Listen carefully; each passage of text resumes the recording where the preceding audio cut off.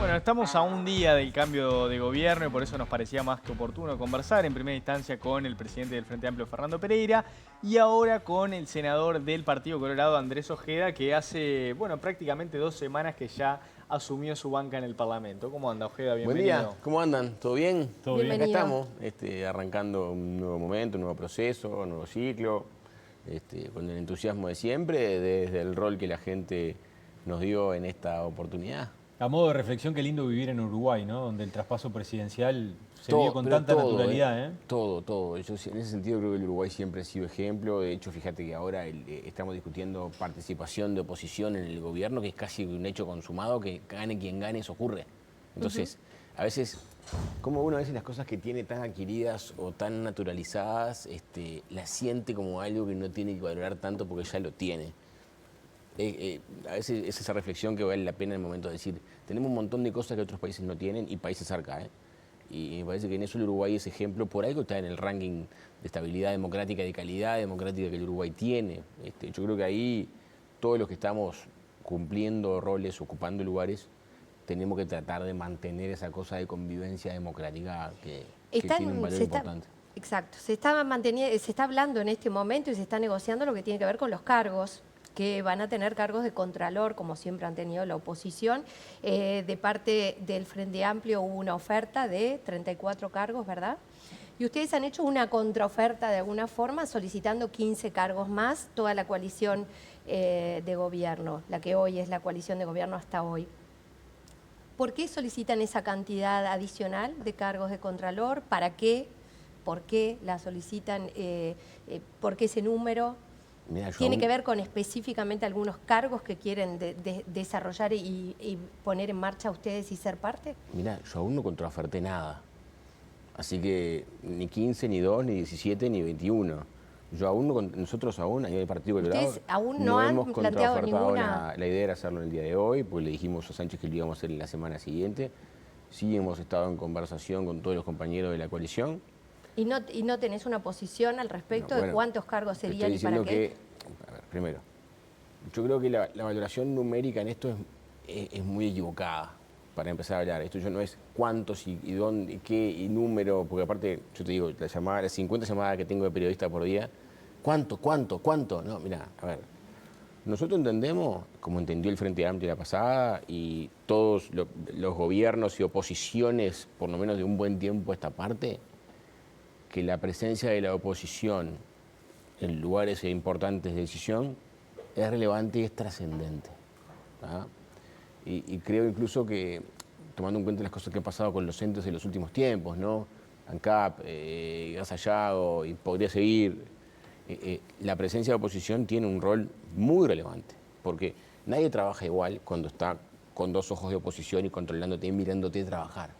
Y a su vez también, la oposición también cumple el rol de denunciar las cosas que entiende que no está de acuerdo públicamente, y cuando hay desenlaces terribles como el de ANCAP, uno puede contar la película con lo que fue denunciando el director de oposición, y en casos extremos como ese, en que hay denuncias penales y demás, también está bueno que sea el director de oposición el que dé los insumos para que eso eventualmente se dilucide y demás. O sea, se cumple un rol importante. En virtud de eso, si me preguntás dónde quiere estar la oposición, y en la mayoría de lugares posibles, que permitan presencia de oposición. ¿Entendés? Entonces, esto no es por los cargos, esto es por espacios de oposición para controlar y para proponer. Y te digo más, al revés es lo mismo. Si el día de mañana hay una política que acompañe al director de oposición, es una política de Estado en los hechos. Porque después, ¿con qué cara nosotros vamos a investir lo que el director de oposición también está acompañando? Que también nos dirá, mire, esto corresponde, sirve. Y capaz que nos convencerá de que algo que a priori, de repente, a los que estamos fuera de la gestión de un ente determinado, digamos, bueno, habiendo tenido explicaciones de alguien nuestro ahí adentro de que esto es positivo, decidiremos acompañarlo o no criticarlo o lo que corresponda. Yo creo que esto hace que la convivencia democrática y el control de la gestión sea mucho más directo. Entonces, si me preguntás por qué pediríamos o solicitaríamos un aumento en los espacios para estar, porque queremos estar en todos los espacios ¿Y posibles. cómo es el reparto a la interna de la coalición? ¿Tienen ya conversado, han negociado algo al A ver, respecto? acá no hay repartos ni cantidades, lo que hay es eventualmente elecciones de posiciones según lo que los partidos marquen como interés. Obviamente, para ponerle un criterio objetivo, lo mismo que hizo el Frente Amplio y que hacen todos. Cociente decreciente es como se asigna a las bancas parlamentarias. O sea, básicamente, pero esto no es un criterio rígido, en general ha sido, algunos sectores políticos tienen intereses porque de repente tienen a alguien con experticia, por ejemplo.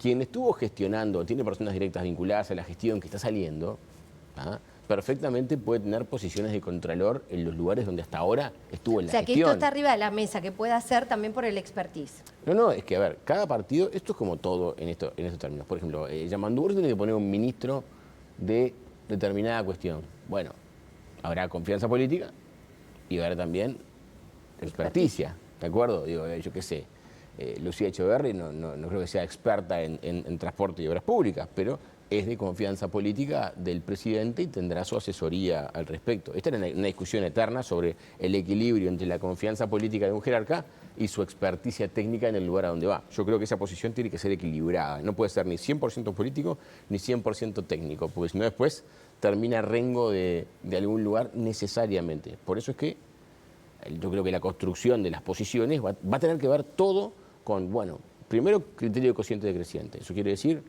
vas viendo según cómo se votó. Y en base a eso, qué perfiles en ese equilibrio político-técnico son los que más cuadran para cumplir la mejor función, que es la de maximizar el rendimiento del lugar a donde van. Que rinda lo más que pueda, que esté controlado, que esté transparente, de verdad, que dé explicaciones todo el tiempo y eventualmente contarle a la gente a través de ese director de oposición qué está pasando en un ente. Bien, Ojeda, en la jornada de hoy se va a presentar el proyecto de ley que encaminaron con Gustavo Subía, Fossati y demás actores. Le explico brevemente a la gente, simplemente para tener en cuenta que modifica la ley de género basada hacia las mujeres, ¿no? Y establece, entre otros puntos, que se analice el silencio o, de algún modo, también el historial de esa víctima. Esto generó, por ejemplo, hoy un tuit temprano en la mañana de Mónica Botero, diciendo que ni su abuela conservadora, ni su bisabuela conservadora se había animado a tanto.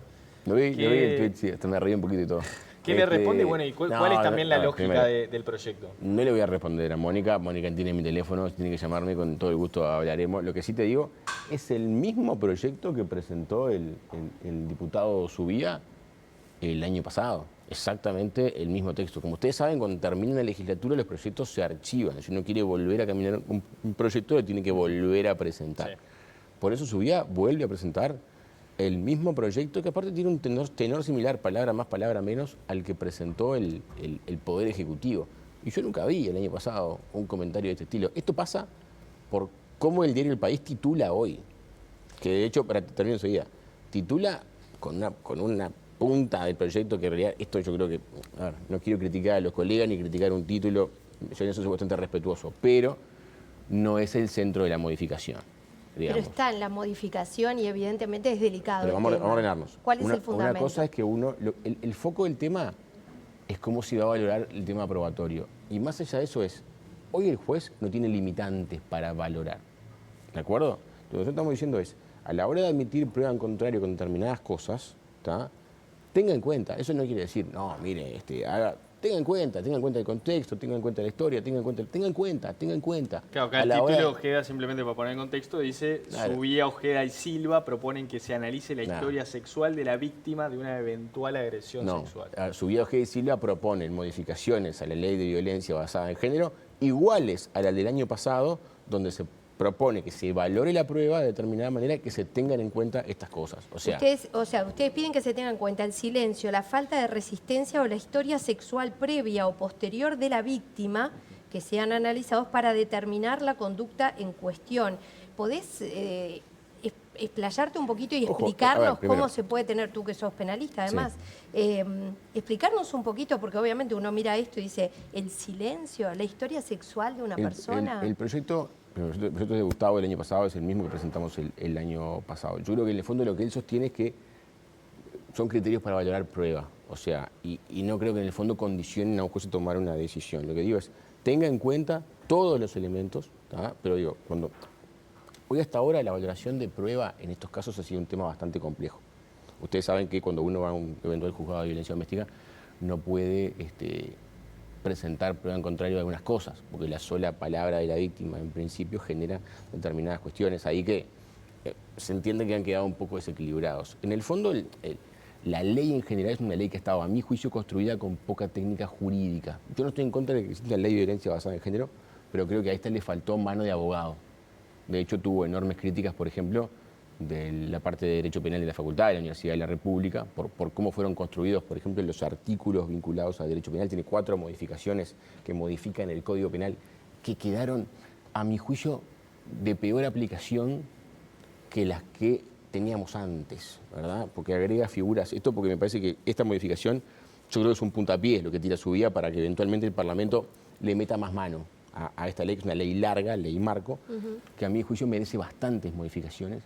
Porque quedó, por ejemplo, no puede haber artículos que en principio sostengan que ante, por ejemplo, palabra contrapuesta del hombre y la mujer, ante mismos hechos, pesará más la de uno que de otro, porque eso básicamente va en contra de un principio de igualdad. O sea, uno puede presumir la víctima, pero no en sí el hombre y la mujer que uno pese más que otro cuando tiene básicamente elementos para valorar. Entonces, a la hora de valorar prueba, lo que sugieren es algunos elementos para tener en cuenta, que fue los que subía este reseño en aquel momento. Bueno, pero ¿qué pasa? Esto es importante. Una cosa son los delitos, ¿tá? Que en los casos sin prueba no hay ninguna opción para avanzar en ningún caso. Ahora, otra cosa son las medidas vinculadas a violencia doméstica y las medidas cautelares en un juzgado de, eventualmente, vulgarmente se le dice violencia doméstica, que es lo que todo el mundo, familia especializada es el nombre formal, digamos, del juzgado, pero es violencia doméstica para todo el mundo en el coloquial, por eso lo manejo así. Entonces, ahí la sola denuncia reporta medidas cautelares, que pueden ser desde el no acercamiento y no comunicación hasta la tobillera. ¿De acuerdo? ¿Hasta ahí estamos bien? Entonces, lo que pasa en esos casos es que, como las medidas son de naturaleza cautelar y no son de naturaleza de castigo, como puede ser un castigo penal, entonces yo no necesito nada para imponerlas en la medida de que no son un perjuicio para la otra persona porque son sencillamente cautelares. Bueno, más o menos, ¿verdad? Tener medidas de no acercamiento y no comunicación no es inocuo, no es la nada. Y andar con una tobillera, evidentemente, no da lo mismo. Por eso es que también se propone que en algún punto empiece a haber prueba del otro lado para decir, mire, está bien, tome una decisión, pero también déjeme probar alguna cosa al respecto en ese sentido. Creo que ahí lo que está buscando es equilibrar también. Lo que recibimos de esto es mucha gente que entiende que, como en muchos temas, cuando el tema inicia con una disparidad muy grande en perjuicio de la mujer, como siempre existió, en ese sentido de que de repente antes había muchísimas situaciones realmente no atendidas, ¿tá? El péndulo a veces es muy fuerte, ¿me explico? Pasa con temas sindicales, pasa con todo. Es muy difícil a veces que esto llegue a lugares equilibrados. Entonces, para yo contrarrestar una gran injusticia existente, paso para el otro lado y a veces termino pasándome de rosca con situaciones que a veces vemos, por ejemplo, de padres separados de sus hijos durante años que no los pueden ver, ¿verdad? Situaciones de tobillera o de repente de no acercamiento y no comunicación que de repente no se justifican. Obviamente, ante el fallecimiento de mujeres y el fallecimiento de situaciones, es lógico que los jueces digan, yo ante la duda pongo una medida cautelar. Ahora, Ojeda, no me queda claro, usted no participó en la redacción. No, a ver, Gustavo redacta el proyecto. ¿Y no queda embretado ahora? No, yo lo firmé. Digo, Gustavo lo presentó el año pasado, yo lo acompañé, de hecho, el año pasado en su presentación. Y este año, el año pasado fuimos con él a sentarnos con él porque yo no era legislador, me senté simplemente con el apoyo. Pero está de acuerdo. Yo creo que lo que está bueno del proyecto de Gustavo es que mete la cuña en un tema que necesita discusión y modificación.